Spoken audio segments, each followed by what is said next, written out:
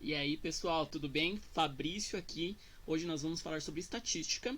Lembrando que este é o primeiro de 3 vídeos, então depois que acabar isso, você já sabe, tem que ir para o próximo.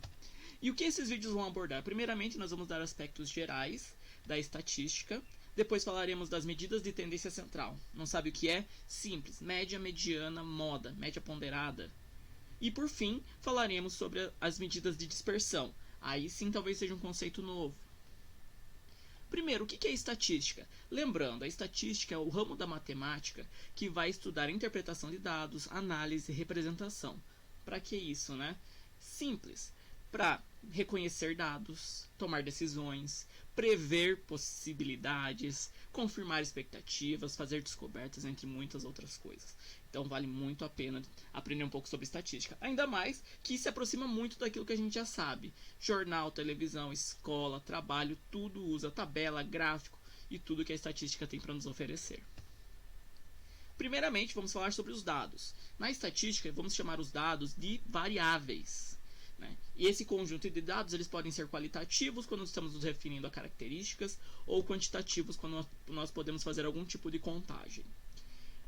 Podemos encará-los como nominais quando não há relação entre os dados, ordinal quando há alguma lógica por trás desses dados qualitativos, discreto quando você pode contar um a um e contínuos quando eles podem ser obtidos através de números quebrados, dízimas ou mesmo decimais. Alguns exemplos para vocês, Então, temos a relação de ordem. No caso, não temos relação de ordem no caso da comida favorita. Estado civil, cidade onde mora, são perguntas que, se forem feitas, a resposta não tem nenhuma ordem para ser dada. Mas estado civil, solteiro, casado, um não influencia no outro. Mas repara que, quando nós falamos do mês de aniversário, por exemplo, não são números, janeiro, fevereiro, março, abril, mas sabemos que existe uma relação lógica por trás desses meses. Discreto, quando há contagem. Por exemplo, se alguém pergunta quantas televisões você tem em casa. Não tem como você falar assim, tem 1,2 televisões em casa. Não faz muito sentido. Contínuo. Podemos tomar como exemplo a temperatura. Ninguém está de 36 graus, passa para 37 graus instantaneamente. Mas sim, vai sendo uma variação gradual de temperatura, 36,1, 36,2. Isso que poderíamos aumentar ainda mais as casas decimais. Outra coisa importante, gráficos. Gráficos e tabelas. As informações elas precisam ser dadas de forma correta e de forma que o leitor não se sinta induzido pela forma como elas são mostradas. Por isso, escolher um gráfico de pizza, quando você não está trabalhando com porcentagens que somem 100%, é um tanto enviesado, que às vezes acontece se a gente olhar bem.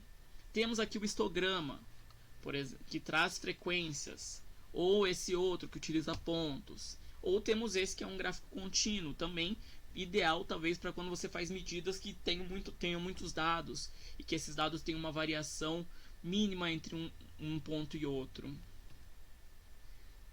Para isso, precisamos saber o que é população e o que é amostra. A população ela vai ser o conjunto dos elementos do grupo que nós estamos estudando. Dei aqui o exemplo do censo, que vai trazer todas as informações de todo mundo desse grupo que nós estamos estudando. Inclusive, a população brasileira seria um possível grupo, mas população não se restringe apenas, na estatística, a pessoas, mas pode ser relacionado a qualquer outro tipo de critério que você utilize. Mas, normalmente, nós não pegamos a população inteira para fazer pesquisas. Utilizamos a amostra. A amostra nada mais é que uma pequena parte dessa população. Vamos ver aqui no exemplo. Um veterinário precisa verificar a contaminação nas 100 mil cabeças de gado numa fazenda. Para isso, ele escolhe 100 cabeças de gado aleatoriamente para fazer o teste. O que isso significa? Que nós temos uma característica que nós queremos estudar, sabemos qual que é a população que vai ser abrangida, que seria restritamente dessa fazenda, e como amostra nós temos 100 cabeças escolhidas aleatoriamente. Lembrando que você pode criar critérios para escolher sua amostra. Não necessariamente precisam ser aleatórias. Você pode criar outros padrões. Olha que legal, aqui nós trazemos algumas tabelas. Tabelas também são importantes serem trabalhadas. E existe a questão da frequência. Ou seja, nós temos a questão da frequência absoluta quando nós fazemos a contagem dos elementos que fazem parte desse grupo. Por exemplo, ensino fundamental, médio superior. Olha só, variável qualitativa ordinal. A gente repara que existe uma certa hierarquia entre os níveis escolares. E aqui você conta o número de alunos. Mas também podemos ter a frequência relativa, onde se mostram as porcentagens que isso representa em relação ao todo. Ou também podemos chamar esse todo de frequência acumulada.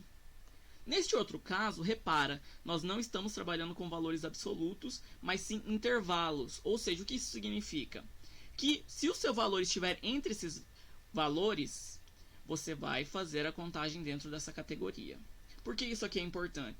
Nem sempre você vai estar interessado em saber pequenas diferenças. Por exemplo, você está fazendo uma pesquisa sobre os salários.